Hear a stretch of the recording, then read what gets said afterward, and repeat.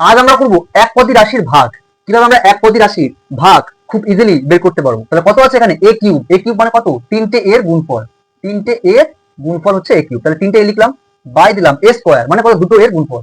তার মানে দুটো এর গুণফল। তাহলে কত হচ্ছে? একটাই একটাই কেটে যাচ্ছে, আর একটা আরেকটা কেটে যাচ্ছে, কটা এ পড়ে থাকছে? তাহলে এখানে একটাই পড়ে থাকছে, তাহলে এ হবে অ্যান্সার। নেক্সট কত আছে?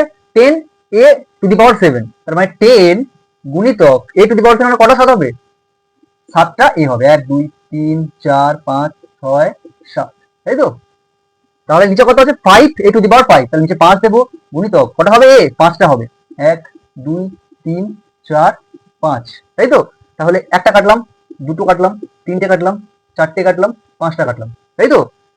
আচ্ছা, একটা এক্সট্রা দেওয়া হয়নি। তাহলে কত? তাহলে কটা পড়ে থাকবে? দুটো পড়ে থাকবে। তাহলে কটা পড়ে থাকবে? দুটো পড়ে থাকবে। আর এখানে কি কাটবে? 5 দিয়ে 10, 5 দুগুণে 10, তাহলে কত পড়ে থাকবে? তাহলে পড়ে থাকছে এখানে 2a², তাই তো? নেক্সট কত আছে? 6x² y² by 2y। তাহলে কত আছে এখানে? তাহলে 6 x² মানে কত? দুটো x, তাই তো? দুটো x। আর y² মানে দুটো y, বাই কত আছে? 2y। তাহলে 2 গুণিতক y।